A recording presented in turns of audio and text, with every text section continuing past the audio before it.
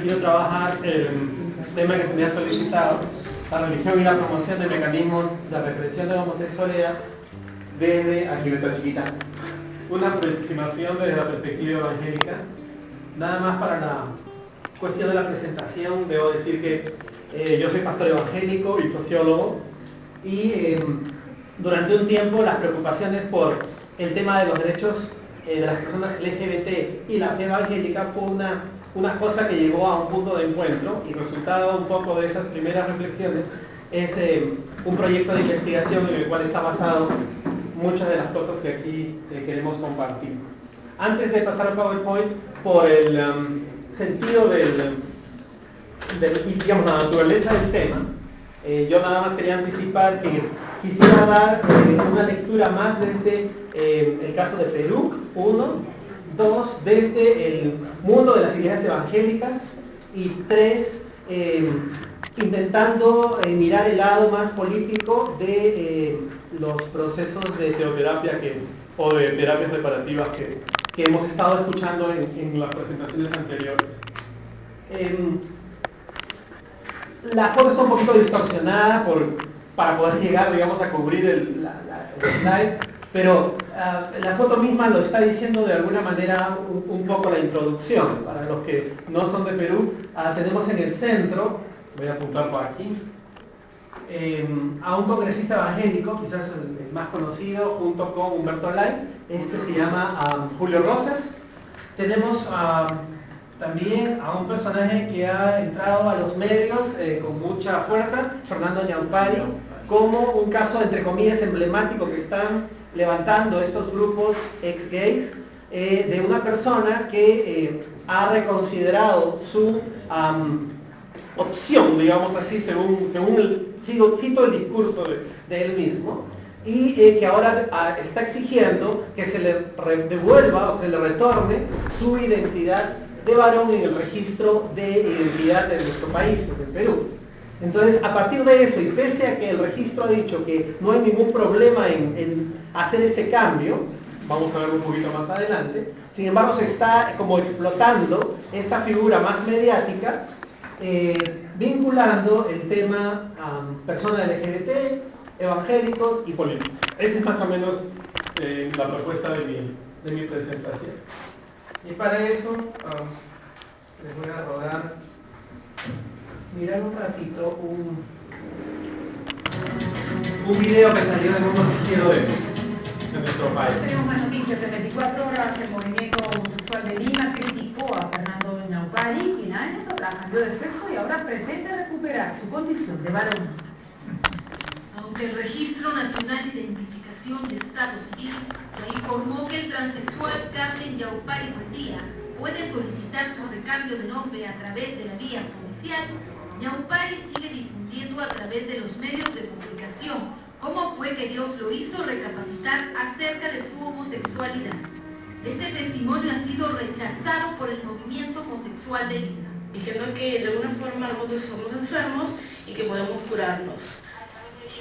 A través de Dios, claro, es solamente una forma de estafa, porque la orientación sexual no se puede cambiar de ninguna forma. Todos tenemos una orientación sexual, puede ser heterosexual, homosexual, bisexual, asexual, lo que sea, y eso no se puede reorientar. El cambio de mi nombre, eso no tiene que ver nada acá con la homosexualidad. Ahora ellos que se sientan mal, porque saben que su conciencia está muy mal, que delante de Dios ellos un día van a dar cuentas. Para la directora ejecutiva del MOL, la única manera de que los homosexuales retrocedan en la aceptación de su orientación sexual es a través de las torturas o la represión. Por medio de un lavado de cerebro, que es lo que trata de hacer esta gente. Ya en el año 2011, al Sexto Día reportó las supuestas sanaciones de las que daba testimonio Fernando Ñaupari para los homosexuales que no son felices.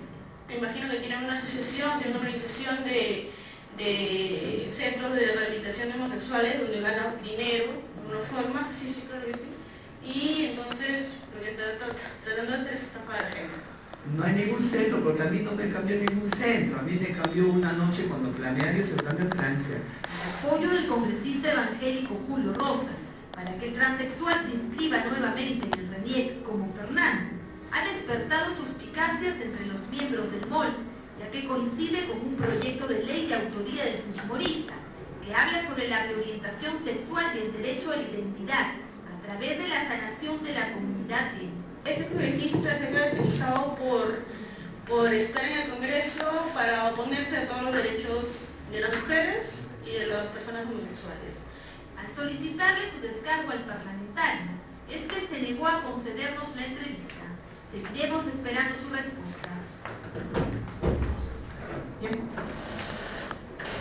Muy bien. Dividiré un poco para entrar en el tema. Ahora estoy trabajar en 10 minutos, esto es un poquito difícil. Hemos escuchado en las presentaciones hablar sobre la iglesia evangélica, pero una de las cosas que a nosotros nos interesó mucho es poder identificar de alguna manera el campo religioso evangélico en 2 minutos. Cómo está conformado esta multiplicidad de voces y de experiencias que podemos utilizar la palabra genérica de la iglesia evangélica en nuestro país. Básicamente estos 3 grupos, estas 3 categorías, son importantes de definir. En primer lugar, las iglesias denominacionales, que son las que usualmente reconocemos a nivel de las calles que pasamos, tienen un logo y tienen una familia, digamos, se llaman denominaciones porque debajo de ellos hay pequeñas congregaciones locales que se afilian a una misma tradición. Entonces una denominación es como una familia de iglesias sujetas a una misma perspectiva histórica, a una misma línea teológica. Eran las que en nuestro país originaron el movimiento evangélico. Nuestro movimiento, digamos, evangélico se ha caracterizado por ser un movimiento básicamente denominacional desde más o menos fines del siglo XIX. En segunda instancia, a partir de los años 90, este segundo grupo, las iglesias carismáticas e independientes, irrumpieron en nuestro país con mucha fuerza.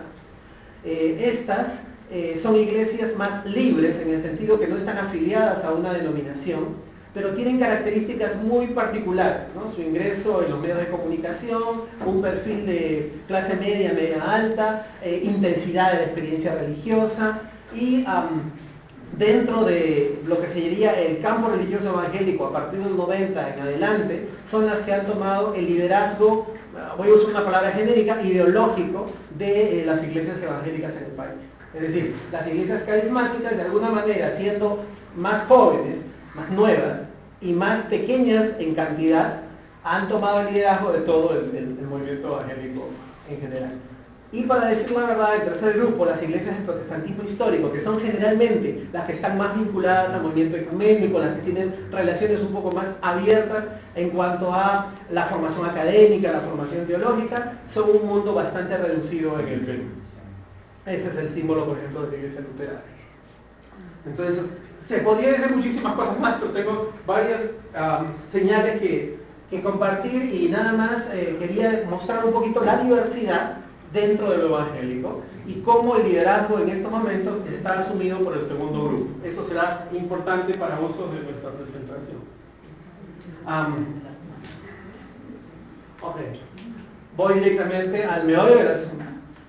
Queremos plantear el tema de las terapias reparativas dentro de la propuesta de una estrategia de intervención religiosa del neoconservadurismo político. Esto tiene por lo menos 2 características que queríamos compartir.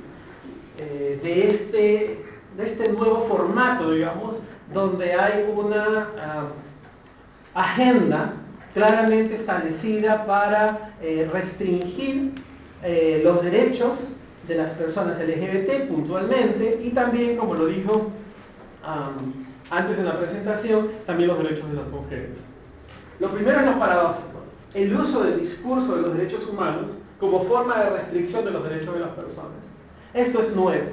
Desde mi punto de vista es uno de los elementos más interesantes de esta nueva propuesta. Se nota que hay una elaboración, una sofisticación, digamos así, del discurso y de la racionalidad, porque ahora la crítica no es una crítica simplona que venga exclusivamente desde el lado religioso. Eso es una columna, digamos, que sostiene la parte del sentido común, la mística, etc. Pero ahora el perfil, como también lo ha trabajado Haris Mujica en algunos trabajos para el mundo católico, el perfil ahora se sostiene sobre la construcción de un discurso de derechos humanos para restringir los derechos de otras personas. Están intentando entonces hacer colisiones intencionadas de derechos como intentando anular unos contra otros. Y lo segundo es la perspectiva del uso del biopoder y de la bioética para intervenir en políticas públicas. Es decir, ahora no es solamente una cuestión de injerencia religiosa, sino es tener los técnicos, las personas que puedan hacer lobbies en espacios muy concretos. En nuestro caso el Ministerio de Salud, por ejemplo, es un espacio por todos los peruanos y peruanas aquí conocido, donde se disputan y se discuten no solamente las leyes en materia de salud pública, desde una perspectiva técnica o una perspectiva legislativa, sino se discuten también mediante el lobby religioso.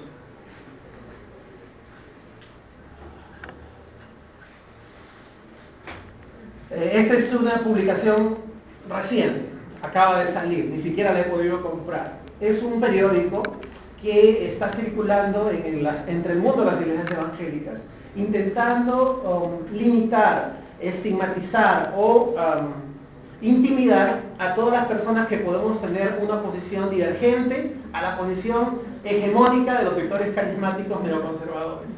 Nos tildan abiertamente y los sectores ecuménicos promueven teología gay. No voy a la experiencia. Los centros de teoterapia y de terapia reparativa como expresión política. Voy a pasar las tres secciones. Un poco de cómo he percibido la racionalidad. El primer punto es la fundamentación moral cristiana como punto de partida de la crítica a la homosexualidad y el llamado a la curación. Es decir, hay que ver cómo se combina el elemento, llamémosle así, teológico o religioso, el elemento de la racionalidad económica y el elemento de la agenda política, ¿no? Son como tres frentes. Honestamente yo le he dado mucha menor fuerza al elemento económico. Hemos visto, dicho vulgarmente, no es negocio los centros de teoterapia desde la perspectiva del aporte de los participantes. No viene por ahí. El tema no es un tema de poder económico fundamentalmente, es un tema de poder simbólico y de poder político. Entonces, si se trabaja pérdida, digamos, en algún sentido, no es ningún problema. Por eso se necesita empezar con la fundamentación moral y religiosa. No es una entrada ni académica, no es una entrada profesional, es una entrada sentimental, ¿no? Es una entrada que intenta movilizar las emociones y los sentimientos de culpa de las personas. Hay un libro que en este caso es un libro publicado en una editorial católica más o menos afín a estos centros de teoterapia, cómo prevenir la homosexualidad. Se vendió a mediano éxito en la Feria del Libro Última, fue un ejemplo de caso negativo. En segunda instancia, el segundo punto que quería mencionar con respecto a eso es que los centros de teoterapia no representan necesariamente una acción eclesiástica, es decir, no forman parte del trabajo formal de una denominación o de una iglesia evangélica. Es más bien lo que llamaríamos una estructura paraeclesiástica, que puede tener relación, y cuando la tiene, usualmente la tiene con una de estas iglesias independientes del sector carismático. Lo que decía Soledad hace un rato sobre Creo es la articulación entre Creo y la iglesia bíblica Emanuel. ¿No? Ellos no se llamarían evangélicos por nada. Cuestiones internas, digamos, de nosotros. Para terminar el chiste, es que evangélico significa pobre, ¿no? En lenguaje interno, significa pobre, a veces poco nivel educativo y conservador en asuntos, digamos, de expresión de los sentimientos, ¿no? Las iglesias carismáticas son muy abiertas en la difusión de los sentimientos en ese sentido.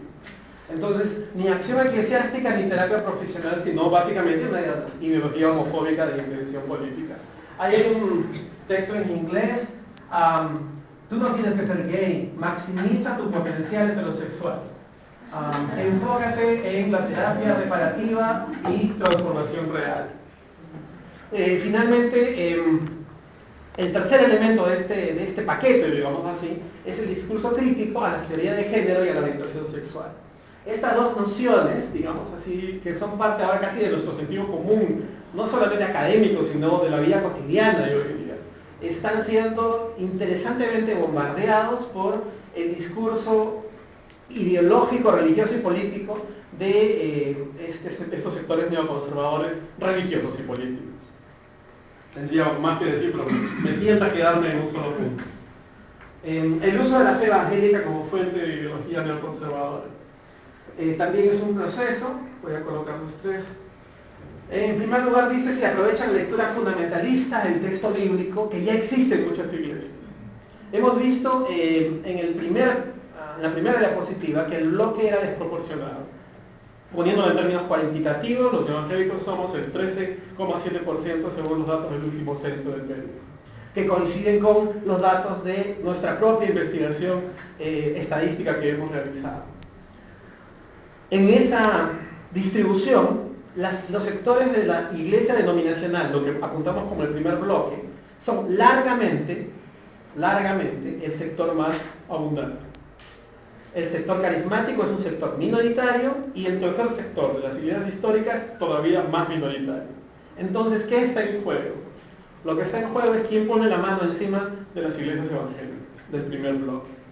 Si estas ya son de por sí conservadoras en varios asuntos, de moral cristiana, hasta antes de los 90 en política, ¿no? Los evangélicos no entraban en política porque la política era sucia, ¿no? Parece que alguien vino con detergente y la limpió ahora todos los evangélicos dicen, como yo siempre he enseñado, los evangélicos debemos estar en política. Pero yo que soy evangélico antiguo, recuerdo muy bien las prédicas y las enseñanzas que eran totalmente lo contrario. Y un tercer elemento dentro de ese esquema de conservadurismo, más no exactamente de fundamentalismo, era una lectura literalista del texto. O sea, aprovechando esas condiciones, digamos así, a veces de ingenuidad y a veces también de intencionalidad de la iglesia evangélica, el sector carismático ha aprovechado eso para radicalizar la lectura y enfocarla en contra, digamos así, de la agenda, usando más bien una agenda anti-gay, como ellos mismos la muestran, como una especie, nosotros decimos aquí, caballito de batalla, ¿no? Es como un elemento que hay que defender sí o sí, que hay que impulsar. Entonces, la primera cosa es el texto, que los creyentes asuman una lectura fundamentalista de la vida. De ahí el segundo paso es inmovilizar a los fieles en la percepción de los procesos culturales. No hay una comprensión plena de los procesos de globalización, del proceso de posmodernidad, no hay una lectura de los cambios, de los signos de los tiempos. Digamos, estamos intentando que la gente mire así como con orejeras, ¿no? en un solo sentido. Y eso involucra a profesionales evangélicos, a líderes evangélicos, empresarios, todo tipo de personas como intentando derrumbarla hacia esa misma mira. Y en tercer lugar, lo más duro y lo más difícil, se intimida, se persigue y aún se sataniza los esfuerzos de articulación teológica, digamos, progresista. Hay una foto que circuló en Facebook, los rostros de la apostasía, digamos, los rostros de la herejía y la agenda gay. Y si ustedes me reconocen, yo soy el último de la fila.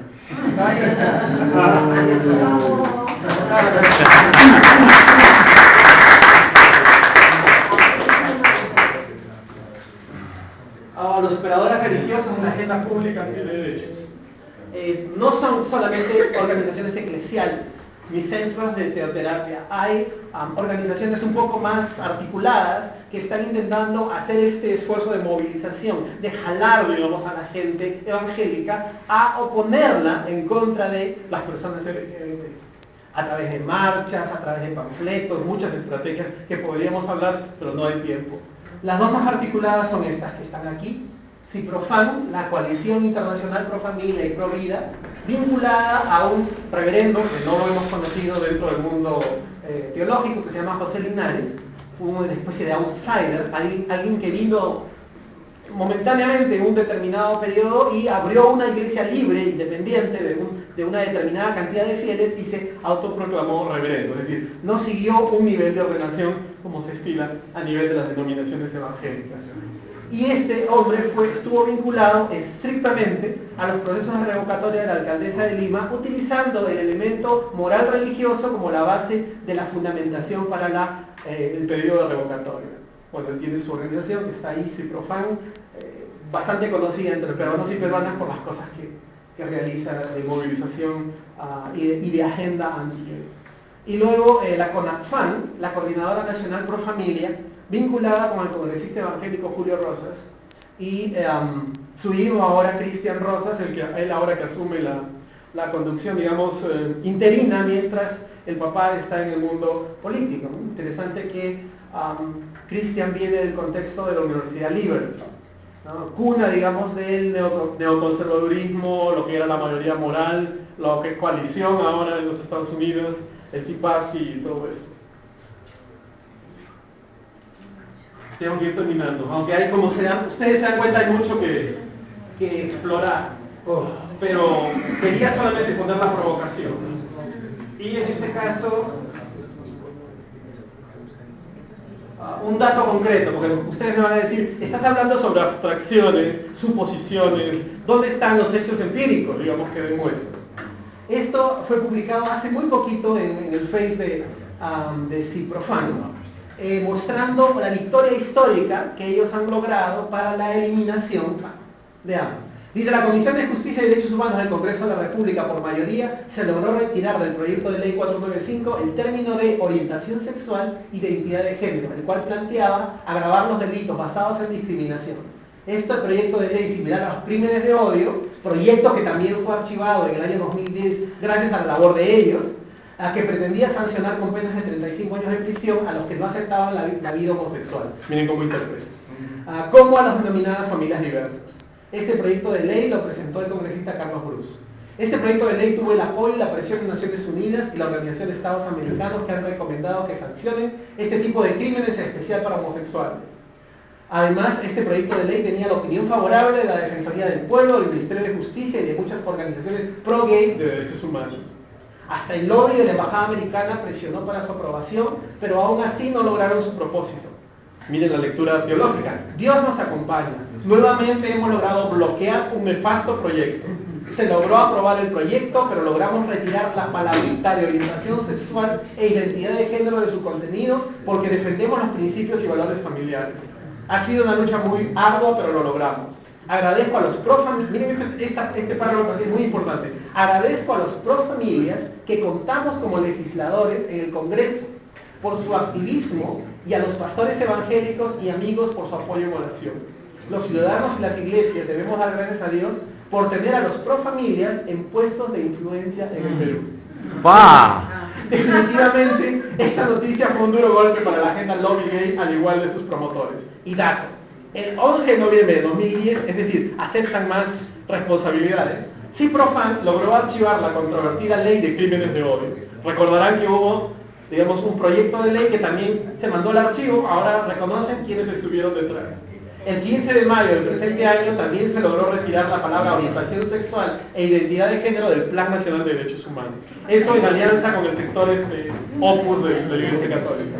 Lo único que quiero terminar, porque ya se me acabó el tiempo, es decir, que no debemos menospreciar la lectura religiosa por ser distinta a veces a nuestras categorías de uso común o de sentido académico. No debemos menospreciar esta formulación, porque está alimentando buena parte del sentido común, la movilización de sectores, uno, y dos, porque también hay una intencionalidad, no son solamente iglesias, personas fanáticas que están hablando, hay una intencionalidad política que a veces los propios evangélicos no logramos reconocer.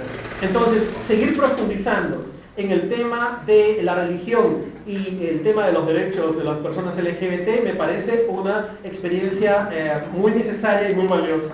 La hemos estado haciendo en los últimos años, trabajando con el equipo de incidencia del MOL, trabajando un poco de qué manera podemos entender mejor lo evangélico a fin de saber qué es lo que se está diciendo, qué es lo que se está construyendo y hacia dónde se está apuntando.